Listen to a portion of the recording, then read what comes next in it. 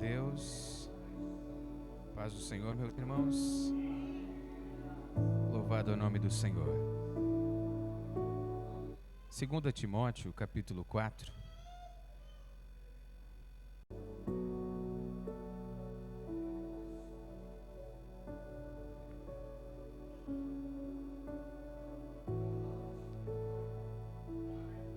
A palavra do Senhor nos diz assim: procura vir logo ao meu encontro, porque Demas, amando este mundo, abandonou-me e foi para Tessalônica. Crescente foi para a Galácia e Tito para a Dalmácia. Só Lucas está comigo. Traga também Marcos com você, porque ele me é útil para o ministério. Eu enviei Tíquico a Éfeso. Quando você vier, traga a capa que eu deixei na casa de Carpo em Troade, e os meus livros, especialmente os pergaminhos. Alexandre, o latoeiro, causou-me muitos males. O Senhor lhe dará a retribuição pelo que fez. Previna-se contra ele, porque ele se opôs fortemente às nossas palavras. Previna-se. Na minha primeira defesa, ninguém apareceu para me apoiar. Todos me abandonaram. Que isso não lhe seja cobrado diante de Deus. Mas o Senhor permaneceu ao meu lado e me deu forças para pôr em mim a mensagem, para que por mim a mensagem fosse plenamente proclamada e todos os gentios a ouvissem. E eu fui libertado da boca do leão. O Senhor me livrará de toda obra maligna e me levará a salvo para o reino celestial do Senhor. A Ele seja a glória para todos sempre. Amém. Eu quero compartilhar com os irmãos também o versículo 21, que diz assim, a primeira parte: procure vir antes do inverno. Amém? Procure vir antes do inverno. Até aqui, irmãos, pode estar assentado.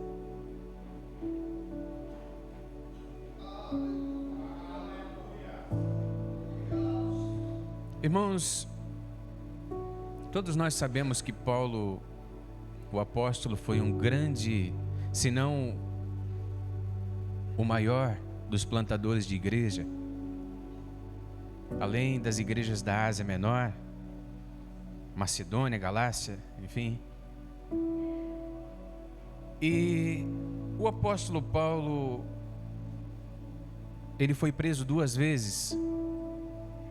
A primeira vez, ele permaneceu em prisão domiciliar, onde ele viveu preso numa casa alugada.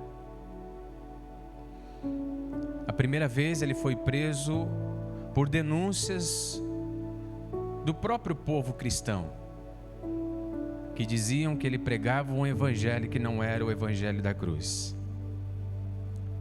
Se levantaram contra ele e falaram muito mal a seu respeito e questionavam a forma que ele evangelizava, que ele pregava a mensagem da cruz.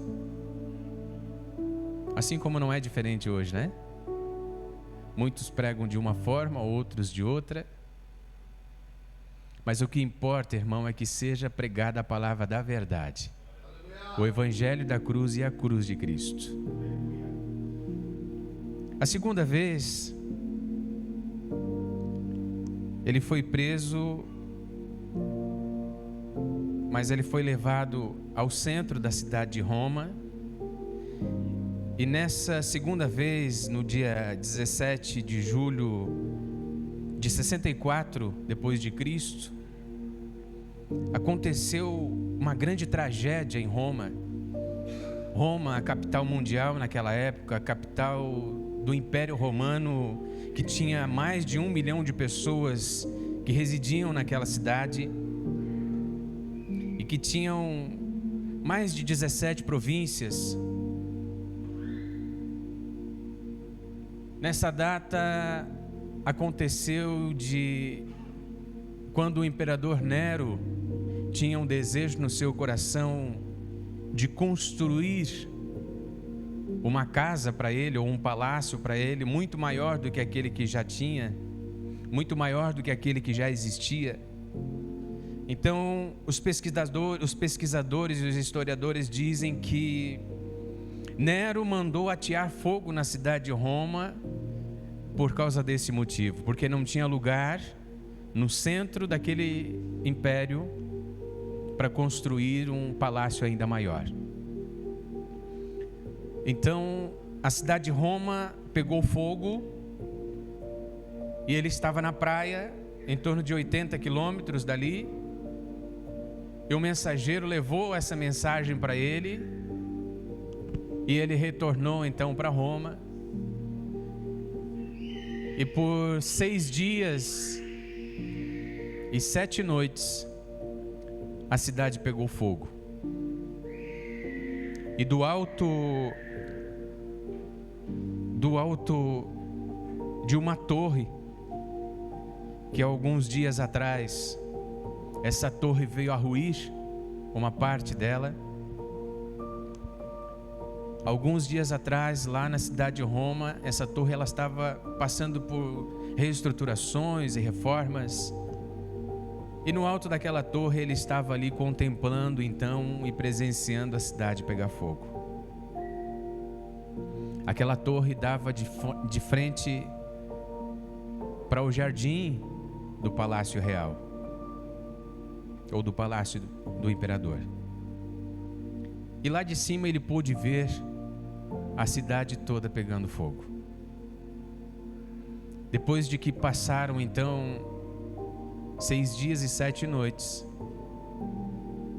das 14 províncias que ficavam ali no centro da cidade de Roma, só 4 não foram destruídas. E essas 4 eram justamente províncias ou bairros, como nós chamamos no Brasil, que eram habitadas por judeus e cristãos. Então Nero, o imperador naquela época, com este motivo, justificou aquela tragédia que aconteceu, dizendo que foram os cristãos que atearam fogo na cidade de Roma. O apóstolo Paulo era um dos maiores mensageiros da mensagem de cruz e representante dos cristãos naquela época, e foi determinado então que ele fosse caçado, que ele fosse procurado. Então assim o fizeram. Prenderam ele e levaram para a cidade de Roma, lá no cárcere de Mamertino, que é este cárcere aqui, bem no centro da cidade de Roma, próximo ao Coliseu, e que no terceiro subsolo, no terceiro piso, abaixo daquele nível da terra ali onde vocês estão vendo, fica este cárcere. Irmão, nós estivemos lá e eu pude verificar isso com os meus próprios olhos. Eu já falei isso numa outra oportunidade aqui, que quando nós entramos naquele lugar e a nossa mente começou a relembrar do texto sagrado que fala a respeito desse momento de prisão daquele grande homem de Deus, eu senti algo diferente lá naquele lugar. Não foi uma emoção, irmão, a respeito de estar naquele lugar, mas devido a tudo que aquele homem passou naquele momento, por falar a respeito de um Cristo, aleluia, que se materializou nessa terra e que se entregou na cruz do Calvário por cada um de nós que hoje estamos aqui. O que aquele homem passou naqueles dias e naquele momento, não se pode imaginar, não se pode comparar aos problemas que a gente enfrenta, porque todos nós enfrentamos problemas e dificuldades, irmãos. Mas você imagina você ser acusado de ter ateado fogo numa cidade, Você imagina você ser preso, acusado de algo que você não cometeu. Você imagina você ser condenado porque você está falando a respeito da palavra da verdade, porque você está evangelizando as pessoas, porque você está levando a palavra de Cristo para a vida das pessoas e querendo que a vida dessas pessoas seja transformada através da palavra de Deus. Uma coisa é você ser condenado e ser preso por algo que você cometeu. Outra coisa é você ser injustiçado e ser condenado por algo que você não fez. E lá naquele lugar, irmão, a gente pôde ver placas escritas falando a respeito daqueles momentos. Lá tem uma placa em uma das paredes que diz: aqui é o local, ou aqui é o lugar onde Paulo e preso estavam acorrentados. Alguns pesquisadores dizem que, além dos 2 carcereiros que cuidavam de Paulo e de Pedro naquela oportunidade, outros 17 presos aceitaram a Jesus através da palavra que era pregada por Paulo. E aqueles carcereiros naquele momento queriam ser batizados. Então Pedro fez uma oração, pedindo a Deus a provisão do alto, para que aquelas pessoas que aceitaram a Cristo fossem batizadas. E quando eles terminaram a oração, eles olharam para o chão e começou a brotar água do chão, do meio das rochas. E até hoje existe ainda naquele lugar, naquele cárcere, naquela cela, daquela prisão, uma vertente de água. E está lá. E quando nós chegamos lá e olhamos aquelas inscrições na parede e vimos com os nossos próprios olhos, nós começamos a relembrar, eu comecei a relembrar de tudo aquilo que a gente lê e da fé que a gente professa. Irmão, isso traz ainda mais para o nosso coração o temor do Senhor. Isso traz à tona novamente tudo aquilo que a gente já sabe.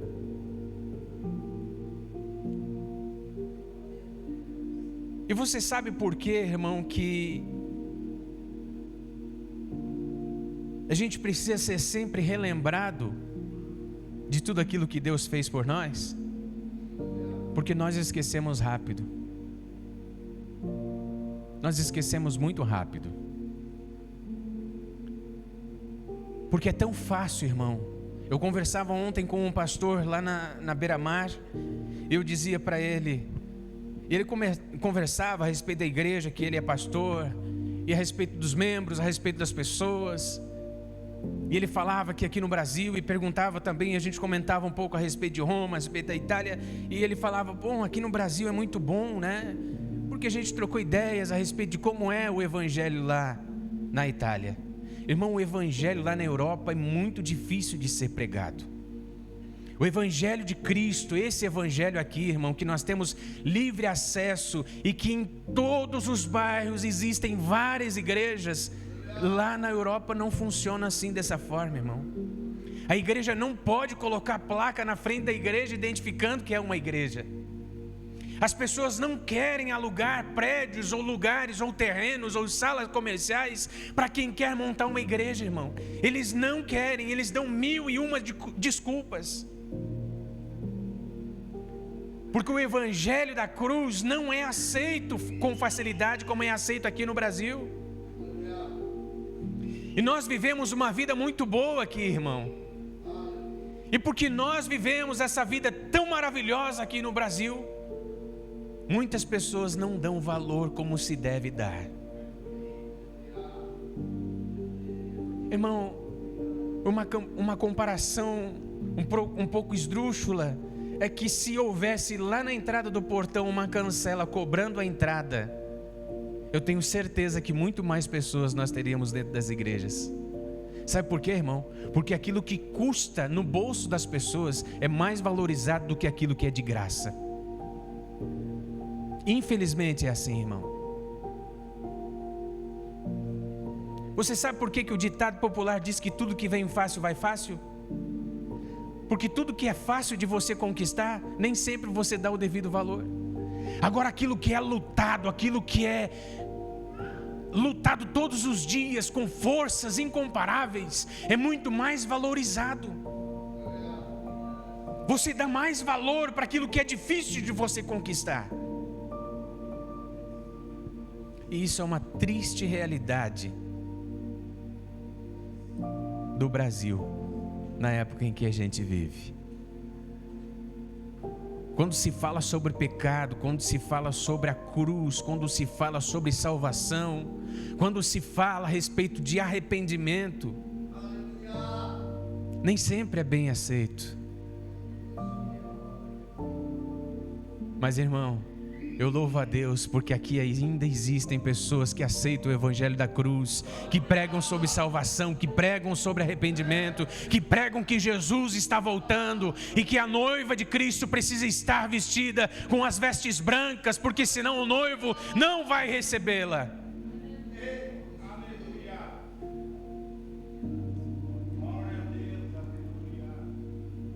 Então Paulo agora é aprisionado naquele lugar.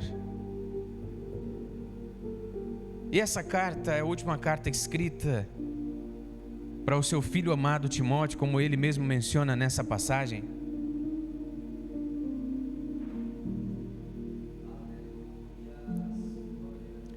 E Paulo diz assim no versículo 9: procura vir logo ao meu encontro. Eu vejo aqui no versículo 9, irmão, um pedido de socorro, um clamor por socorro. Eu vejo aqui o pedido de Paulo a um amigo gritando por socorro. E é o que a Bíblia nos diz e o que Paulo nos dá como exemplo para que nós também façamos.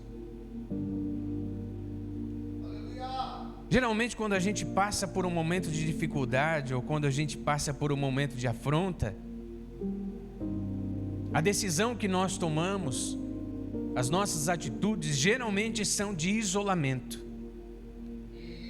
Geralmente são atitudes de nos escondermos. Tem pessoas que paralisam diante dos momentos de dificuldade, que não sabem o que fazer para que aquele momento passe logo, para que aquele momento mude de uma vez, para que aquele momento acabe, cesse, para que aqueles dias se vão de volta logo da sua vida. Mas eu vejo aqui Paulo fazendo um clamor, fazendo um pedido a Timóteo: olha, procura vir logo, porque eu estou passando por um momento difícil na minha vida. A reputação do apóstolo Paulo aqui foi denegrida, foi destruída. Foi falado muito mal de Paulo em todos os lugares, porque foi espalhado por todas as nações que Paulo era o culpado da cidade de Roma ter sido ateada a fogo. Irmão, eu não consigo imaginar a tristeza do coração daquele homem naquele momento. Porque não é só porque ele era apóstolo, não é só porque ele conhecia Cristo, que ele não tinha dificuldades e que ele não tinha momentos de tristeza. Mas a Bíblia diz, irmão, que é muito melhor ter o bom nome do que muitas riquezas. Porque o bom nome e a boa fama, ela nos faz chegar em lugares que talvez a riqueza não nos faça chegar. E agora Paulo estava passando por aquele momento, o momento onde a sua imagem estava sendo denegrida, onde o seu bom nome estava sendo jogado na lama, por acusações a qual ele não era culpado. De repente, Algum de nós que estamos aqui já tenha passado por momentos parecidos. Tenha sido afrontado, ou tenha sido acusado, ou tenha sido um dedo apontado para você por coisas que você não cometeu. Só Deus sabe, irmão, quando se é acusado por algo que não se faz. Só Deus sabe o que se sente nesses momentos. Só Deus consegue entender o que uma pessoa passa por um momento como esse. Uma tristeza toma conta do coração, que nem sempre, na primeira vez ou na primeira palavra de conforto, o coração se alegra novamente, ou se estabiliza, ou consegue ser confortado. Mas o que Paulo nos ensina aqui é que nós devemos pedir ajuda, que nós não podemos e não devemos andar sozinho no momento de crise. O nosso irmão falou e mencionou aqui a respeito das virgens anteriormente. E se nós notarmos, irmão, a Bíblia não diz que era uma virgem sábia e uma virgem louca. A Bíblia diz que eram 5 virgens sábias e 5 virgens loucas. E a Bíblia diz também que quando 2 estão juntos, se torna mais fácil a lida. A Bíblia menciona, irmão, que quando nós estamos em grupo, o fardo se torna mais leve. E é exatamente disso aqui que eu estou falando quando Paulo conversa com Timóteo e diz para ele: olha, Timóteo, vem logo me visitar, vem logo ter comigo, vem logo, se apressa, não demore, venha, porque eu estou precisando aqui da tua ajuda. Todos tinham abandonado ele, irmão. E essas passagens nos dizem, o versículo 16 diz que na primeira defesa, ou na primeira oportunidade que ele teve de se defender diante do juiz, quando ele compareceu no fórum para dar a sua declaração a respeito da sua defesa, ninguém apareceu para me apoiar. Pelo contrário, todos me abandonaram.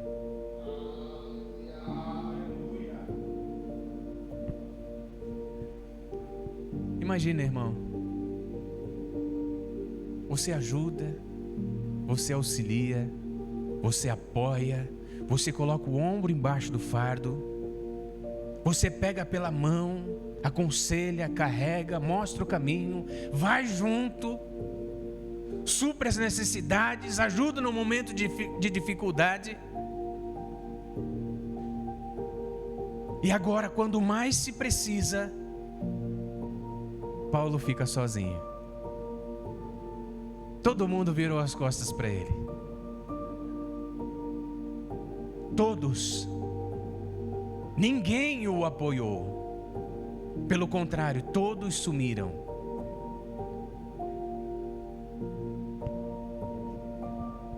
E por isso ele pede socorro para o seu filho amado do coração. Aqui Paulo nos dá uma lição muito grande, irmão, nos mostrando a quem nós devemos pedir ajuda no nosso momento de dificuldade. Aqueles que estão professando e estão servindo a mesma fé que nós. Aqueles que estão buscando e servindo ao mesmo Deus a qual nós buscamos. Aqueles a qual estão congregando no mesmo, a respeito do mesmo céu, ou buscando a respeito do mesmo céu. Aqueles a qual estão servindo ao mesmo Jesus que prega a palavra do Senhor. Aqueles que dão testemunho através da sua própria vida. Porque de nada adianta, no momento de dificuldade que eu vivo na minha vida, eu compartilhar os meus problemas com pessoas a qual só vão me entregar palavras negativas ou palavras que não vão servir para o meu crescimento. Ou você já não experimentou momentos assim na tua vida? No momento que você estava em dificuldade, no momento que você estava na pior, você talvez buscou conselhos em algumas pessoas e você ouviu palavras que, ao invés de te levantar, ao invés de te erguer, te jogaram ainda mais para baixo. Ou você nunca ouviu, no momento que você estava passando por um momento difícil na tua vida, a exclamação: pois é, mas tu não é crente? Tu não foi lá para aquela igreja dos crentes, agora onde é que está o Jesus que tu diz que serve? Se esse Jesus te amasse de verdade, tu não estava passando por isso.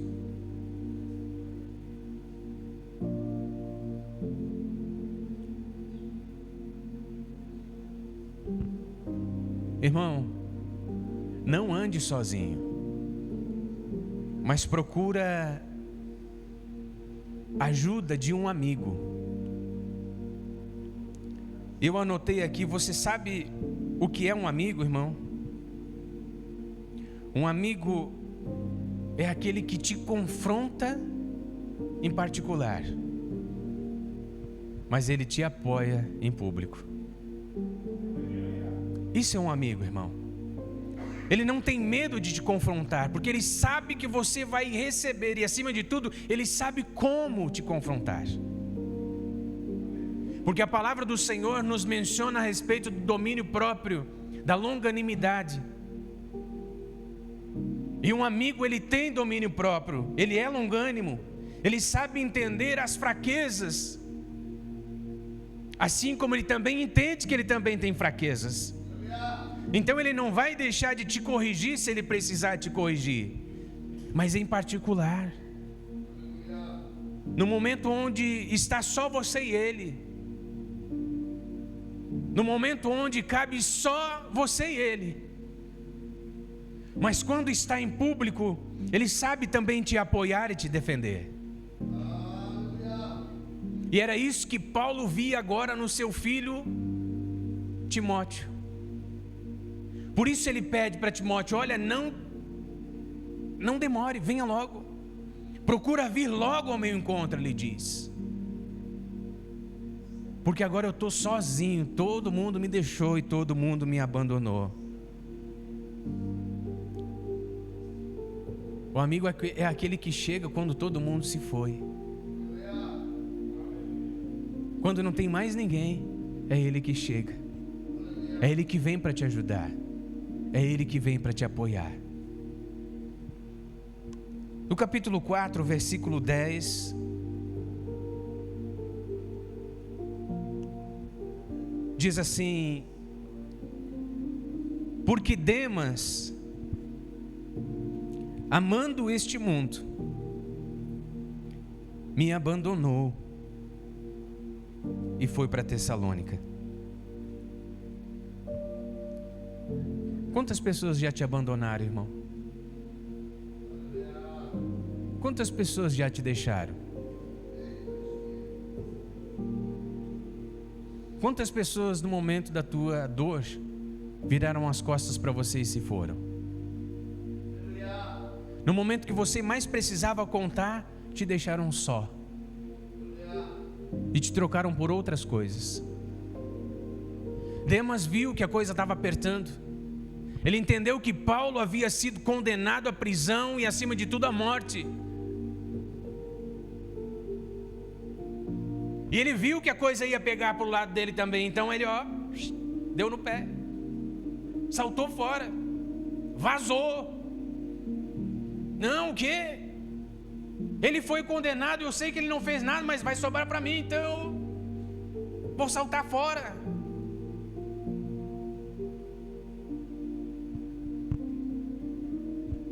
Quantos talvez já viraram as costas para você, irmão? Quantos talvez já te deixaram?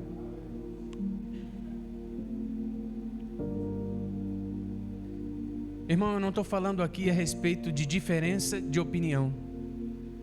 Eu estou falando aqui a respeito de confiança.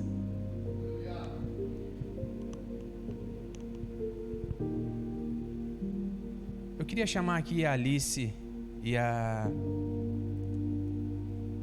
Luísa. Vem aqui na frente um pouquinho. Alice e a Luísa. Eu não estou falando a respeito de diferenças, irmão. Eu estou falando a respeito de caráter. Eu estou falando a respeito de confiança.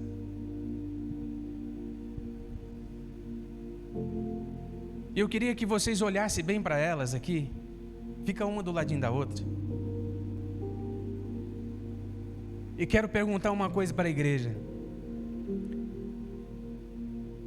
Vocês são irmãs, né? São mesmo? De verdade? Elas são idênticas? Irmão, elas são idênticas? Veja, o cabelo de uma é ondulado, o cabelo da outra já é mais liso. O nariz de uma é de uma forma, o nariz da outra é de outra forma. Uma tem olho azul, a outra não tem. Uma tem um formato de rosto, a outra não. Até o gosto de se vestir é diferente.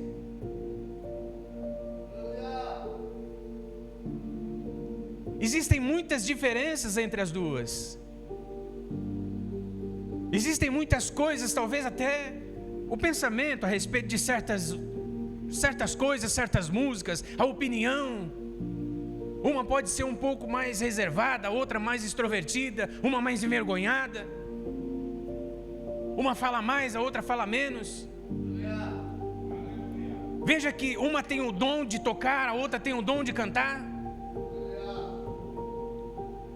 E por mais que as duas façam aula do mesmo instrumento, talvez elas não toquem iguais.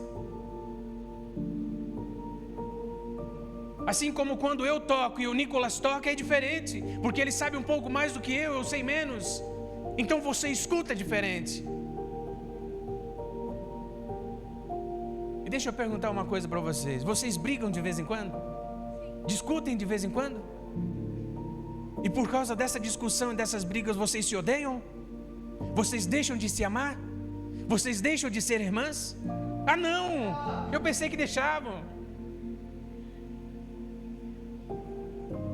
Então você consegue compreender, irmão, que diferenças e pontos de vista existem.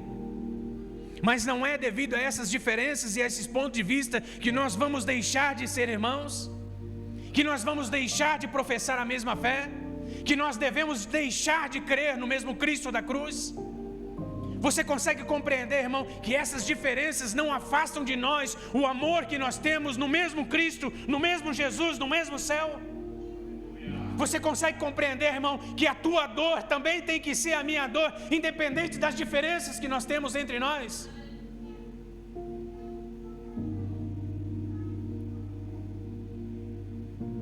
Independente das discussões, independente do modo de pensar, do ponto de vista, independente das diferenças pessoais, isso não pode ser um obstáculo para me afastar de você e colocar uma barreira entre nós para impedir que esse amor exista e que essa comunhão permaneça. Essas diferenças, irmão, não pode ser um obstáculo, uma parede a ser construída, um abismo a ser construído entre nós, para que a gente não tenha essa comunhão e para que a gente não se fortaleça, para que a gente não se una e não queira lutar juntas para seguir em frente, para trabalhar, para perseverar e para chegar no ponto que a gente quer chegar.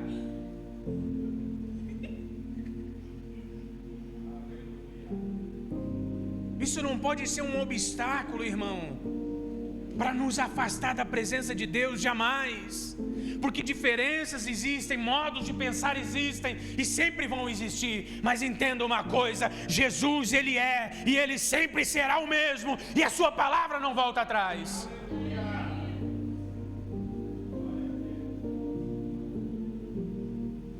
Obrigado, queridas. Obrigado.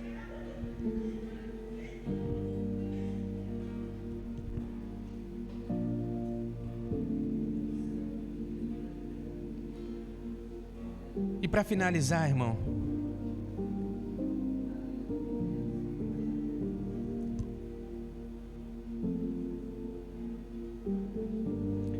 o versículo 11 diz assim: só Lucas está aqui comigo, mas traga também Marcos com você, porque ele me é útil para o ministério.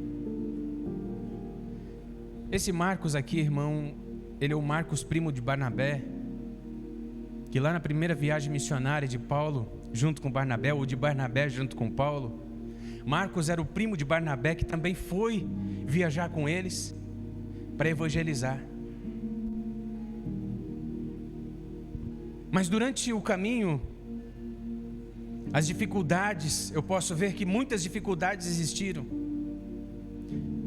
E a Bíblia, lá em Atos 16, 17, fala e menciona um pouco a respeito das dificuldades que eles passaram no meio do caminho até chegar na Galácia.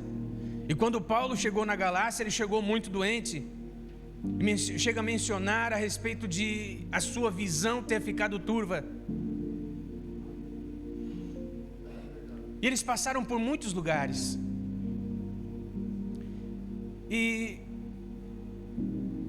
devido a essas dificuldades, eu posso crer que pode ter sido por causa disso que Marcos voltou atrás. Ele não quis prosseguir na viagem missionária junto com Barnabé e Paulo. E por causa disso, então, Paulo ficou um pouco triste.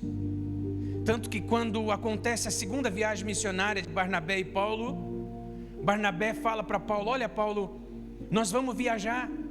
Porque então foi feito um concílio e o povo gostaria que Paulo retornasse para a Galácia para continuar o ministério dali e mais à frente. Só que quando eles determinaram e decidiram que iam fazer a segunda viagem missionária, Paulo conversou com Barnabé e Barnabé disse: olha, Paulo, nós vamos fazer a segunda viagem, mas eu queria levar também com a gente o Marcos, o meu primo. E Paulo disse para ele: não, Marcos não vai com a gente. Na primeira vez que a gente foi, no meio da viagem, ele nos deixou sozinho e decidiu voltar para casa. E agora você quer levar ele de volta? E de repente Barnabé insistiu com ele e disse: não, Paulo, vamos levar ele, eu quero levar ele comigo. De repente Paulo falou para ele: não, nós não vamos levar ele, acabou. E pode ser que Barnabé tenha insistido mais uma vez com Paulo. E a Bíblia lá em Atos capítulo 15, versículo 35, 36 em diante, fala a respeito dessa conversa e diz que houve uma grande briga entre os dois, uma grande discussão entre Paulo e Barnabé a respeito de Marcos. E Paulo então decide se afastar de Barnabé. Os dois se separam. Barnabé vai para um lado junto com Marcos, Paulo vai para o outro lado junto com Silas. E Paulo então faz a sua segunda viagem missionária. Mas isso ficou no coração de Paulo. Eu tenho certeza que ficou, irmão, porque essa passagem nos diz que Paulo pediu para que Timóteo, quando viesse até ele, levasse consigo Marcos, porque Marcos era útil para o ministério. Mas eu tenho certeza que não era só por causa disso, irmão.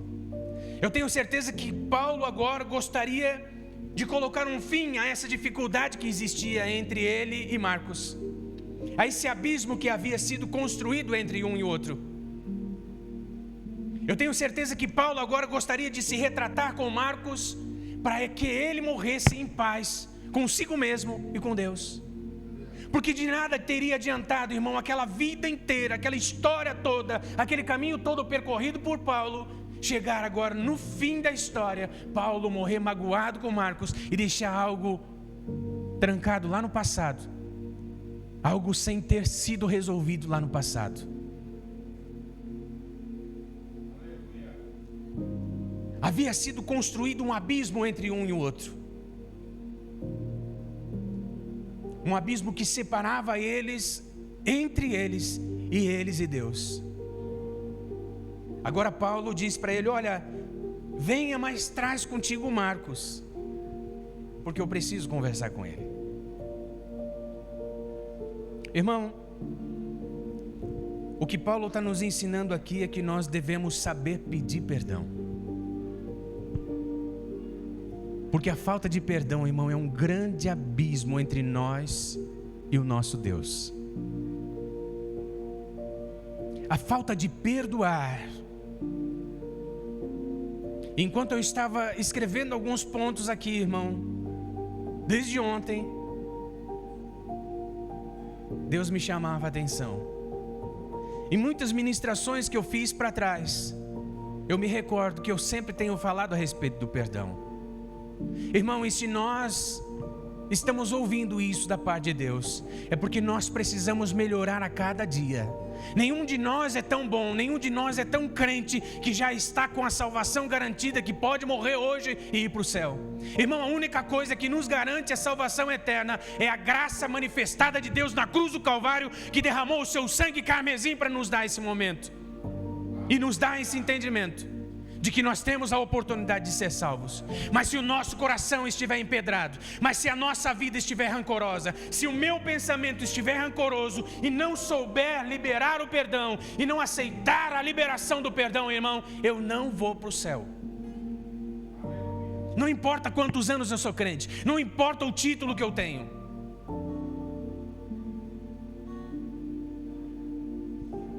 E essa é uma grande lição que Paulo também nos dá. E finalizando, o versículo 21. Procura vir antes do inverno.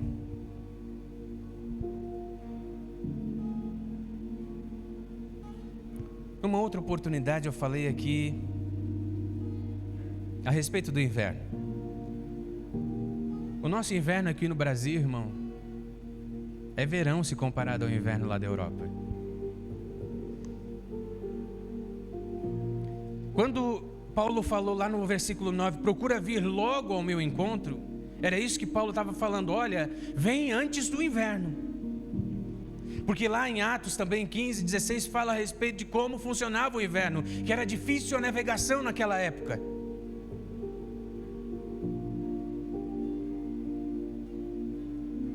E quando Paulo falou a respeito do inverno, ele disse, olha, tu sabe que é difícil de navegar e é difícil de chegar aqui no inverno.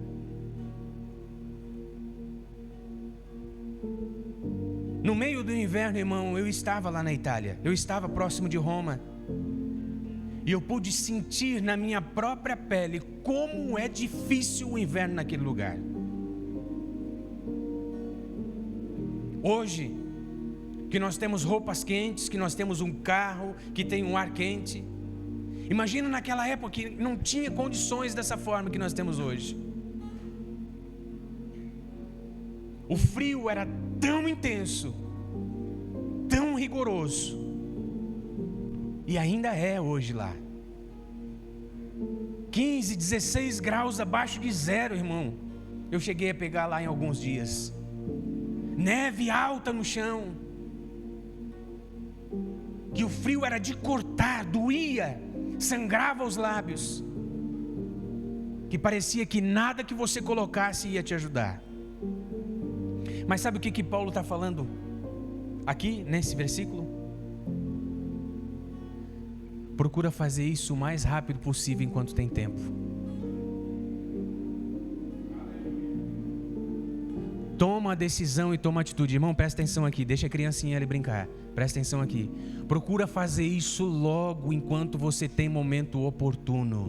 Enquanto Deus está dando oportunidade, porque amanhã a gente não sabe como vai estar o tempo.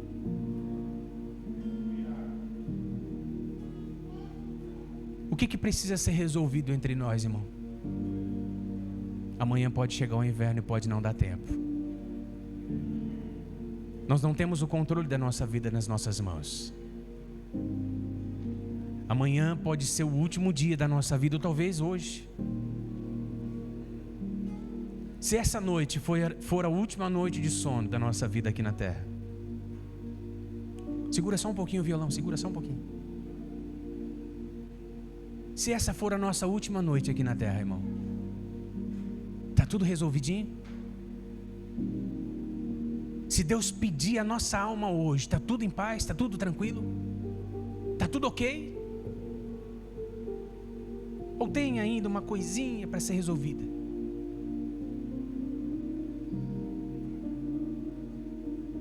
Procura vir antes do inverno, antes que a dificuldade seja maior, porque ainda é outono. As folhas das árvores estão caindo. Mas ainda dá. Ainda dá para chegar lá. Ainda podemos. Respira aí. Respira aí. Nós ainda temos fôlego. Nós ainda estamos vivos.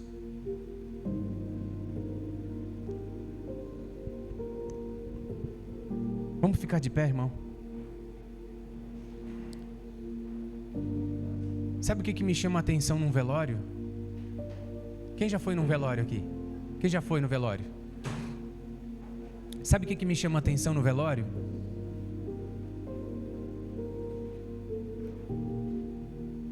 Que muitas flores são dadas para o defunto. Um defunto é tão elogiado num velório. As suas maiores e melhores qualidades são ditas no dia do velório. Ele é tão amado no dia do velório. Ele é tão elogiado no dia que se foi.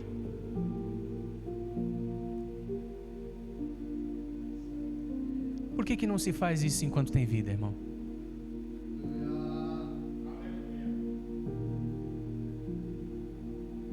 Existem velórios que um único carro pequenininho consegue levar o defunto, mas precisa de 2 ou 3 para levar as flores. Se você for em muitos cemitérios por aí, irmão, você vai ver um campo muito mais florido do que muitas residências.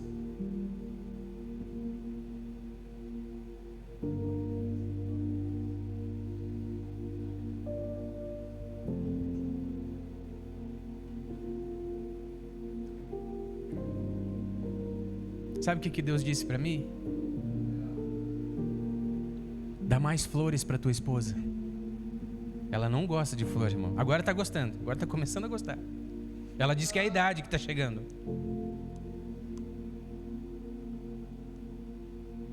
Mas o nosso namoro, lá no passado, irmão, eu levava flor, e daí um dia ela teve coragem e disse para mim: eu não gosto de flor, não me dá flor, me dá um chocolate, me dá qualquer outra coisa, mas não me dá flor. Porque eu acho um desperdício, a flor vai secar, vai murchar, eu vou jogar no lixo. Mas Deus falou para mim: dá flor, irmão.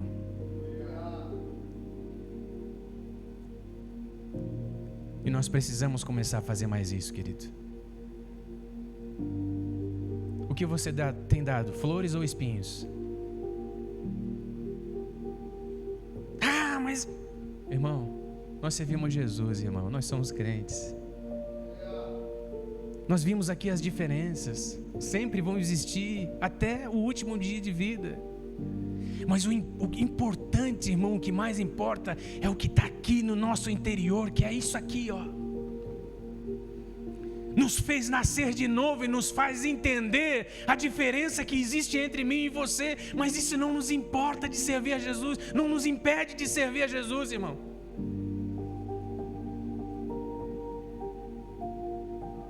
Ou você vai deixar para dar flor e para elogiar só quando estiver no túmulo? Hã? Tome essa atitude, querido. Faça diferente daqui para diante. Deus está falando tanto ao nosso coração. Nós precisamos mudar, nós precisamos melhorar todos os dias. Nós temos dificuldades e defeitos e sempre vamos ter, querido. Mas o importante é que nós somos uma obra sempre em construção. E a construção, quando ela está em andamento, irmão, o fiscal da obra, o engenheiro, o arquiteto sempre vai estar olhando aí. Aqui tem um defeitinho, precisa ser reparado. Tem que passar uma lixinha, passa a lixa, bota uma massinha, tampa o buraco, tampa a fissura, pinta que fica lindo, irmão. Mas o importante é sempre buscar melhorar, é sempre buscar aprender. E é isso que a gente precisa ter no nosso entendimento, querido. Nós nunca seremos tão sábios que a gente não possa aprender um pouquinho mais.